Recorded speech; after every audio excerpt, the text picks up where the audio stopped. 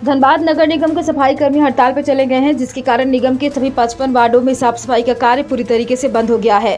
दरअसल मंगलवार को अनुकंपा के आधार पर नौकरी की मांग को लेकर अनिश्चितकालीन धरना प्रदर्शन कर रहे झमाड़ा कर्मियों के आश्रितों ने नगर निगम कार्यालय में ताला बंद कर दी थी। इस दौरान नगर निगम कर्मियों और प्रदर्शनकारियों के बीच तीखी नोकझोंक भी हुई थी।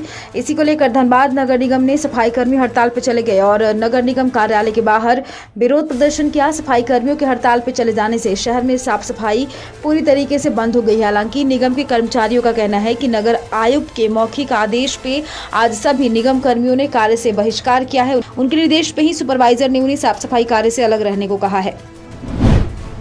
झारखंड में नियोजन नीति का मुद्दा सरकार का पीछा छोड़ती नहीं दिख रही है। अब रामगढ़ उपचुनाव में भी इसकी गूंज साफ तौर से सुनाई देने लगी है। मंगलवार को यूपीए प्रत्याशी बजरंग महतो के नामांकन के दौरान इसकी बानगी देखने को मिली। कांग्रेस नेता बजरंग महतो के नामांकन के दौरान माहौल बनाने के लिए सरकार के कई मंत्री और विधायक भी रामगढ़ पहुंचे। मंडल कार्यालय में श्रम मंत्री सत्यानंद भोक्ता, ग्रामीण विकास मंत्री आलमगीर आलम, स्वास्थ्य मंत्री वरुण गुप्ता और कई विधायक मौजूद रहे। नामांकन के बाद महागठबंधन की ओर से संयुक्त रूप से एक चुनावी सभा का आयोजन किया गया। चुनावी सभा के बाद जब मंत्रियों का काफिला वापस रांची की ओर रवाना होने लगा, तब अभ्यर्थियों ने मंत्रियों के काफिले को रोक दिया। छात्र पूछ रहे थे कि आखिर झारखंड में नियोजन नीति कब बनेगी। मंत्रियों के लिए जवाब देना मुश्किल हो रहा था। ऐसे में मंत्रियों की गाड़ियों को वहां से निकलने में सुरक्षा बलों को भी काफी मशक्कत करनी पड़ी। इस दौरान छात्रों ने मंत्रियों को चेतावनी भी दी।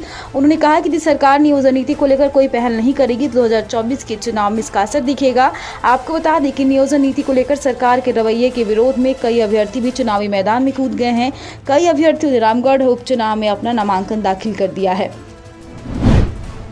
हजारीबाग शहरी क्षेत्र में अहले सुबह जंगली हाथियों ने जमकर उत्पात मचाया। इस दौरान जंगली हाथी के कुचलने से एक व्यक्ति की मौत हो गई, जबकि एक युवती और महिला समेत 4 लोग घायल बताए जा रहे हैं, जिनमें 2 लोग गायब बताए जा रहे हैं। घायल 26 वर्षीय रिंकी कुमारी को बेहतर इलाज के लिए रिम्स भेजा गया है। हाथी हमले से इलाके में हड़कंप मचा हुआ है। वन विभाग के प्रति लोगों में आक्रोश देखा जा रहा है। आक्रोशित लोगों ने हजारीबाग चतरा मार्ग को जाम कर दिया। इसकी सूचना मिलते ही वन विभाग की टीम घटनास्थल पर पहुंची और हाथी को खदेड़ने का अभियान शुरू कर दिया। कोडरमा के सरकारी स्कूल का न सिर्फ शैक्षणिक माहौल बदल रहा है, बल्कि स्कूल की आधारभूत संरचनाएं भी बदल रही है। ये कोडरमा के सरकारी स्कूल निजी स्कूलों को टक्कर दे रहे हैं। तस्वीर में देखिए, ये पटरी नहीं, ये कैसी रेलगाड़ी है। इन तस्वीरों को देखकर कुछ ऐसे ही सवाल आपके जहन में आते होंगे, लेकिन खूबसूरत रेल नहीं बल्कि सरकारी स्कूल का क्लासरूम है। कोडरमा के सुदूरवर्ती गोदखर का उत्क्रमित उच्च विद्यालय जिले के कई प्राइवेट स्कूलों को अपनी व्यवस्था और शैक्षणिक गुणवत्ता से टक्कर दे रहा है। उपायुक्त आदित्य रंजन भी मानते हैं कि सामूहिक प्रयास से सरकारी स्कूलों में गुणवत्तापूर्ण सुधार हो रहा है। इस स्कूल में लाइब्रेरी भी है, लैब भी है, अलग अलग क्लासरूम के अलावा motivational room, digital room, computer room, indoor game और साथ ही किचन गार्डन भी है। इसके अलावा नो कास्ट लो कास्ट पे हर चीज के रख रखाव की व्यवस्था की गई है। बागमारा के कतरा सामुदायिक भवन में शहीद कॉमरेड सत्यनारायण भट्टाचार्य की 11वीं श्रद्धांजलि सभा का आयोजन किया गया। इसमें निरसा के पूर्व विधायक अरूप चैटर्जी, सिंदरी के पूर्व विधायक आनंद महतो, अशोक लाल, दीप नारायण भट्टाचार्य शामिल हुए। निरसा के पूर्व विधायक अरूप चैटर्जी ने कहा कि सत्योदा एक अधिवक्ता से अधिक एक समाजसेवी के रूप में समाज में जाने जाते हैं। वो गरीबों के मसीहा थे। 7 सूत्री मांगों को लेकर राष्ट्रीय कोलियरी मजदूर संघ कार्यकर्ताओं ने ईसीएल मुगमा एरिया अंतर्गत चापापुर ओसीपी में ट्रांसपोर्टिंग ठप कर दी। इस दौरान प्रबंधन के विरुद्ध जमकर नारेबाजी भी की गई। आंदोलन का नेतृत्व तारापदो धीवर कर रहे थे। जानकारी देते हुए राष्ट्रीय कोलियरी संघ के शाखा अध्यक्ष आशीष गोस्वामी ने बताया कि प्रबंधन केवल मजदूरों को हक और अधिकारों का हनन कर रहा है।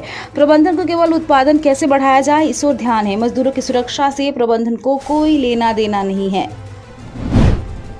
रिम्स की सुरक्षा में तैनात प्राइवेट एजेंसी के सुरक्षा कर्मियों को हटाकर होमगार्ड के हवाले कर दिया गया है, जिससे इन सुरक्षा कर्मियों पे रोजगार का संकट आ गया है। इन सुरक्षा कर्मियों के कई महीनों का वेतन भी नहीं दिया गया है, इसलिए ये लोग स्वास्थ्य मंत्री वरुण गुप्ता के आवास पहुंचे, लेकिन उनकी मुलाकात नहीं हो पाई। निराश होकर इन्हें लौटना पड़ा। इन सुरक्षा कर्मियों ने फिर से नियुक्ति करने की मांग की है।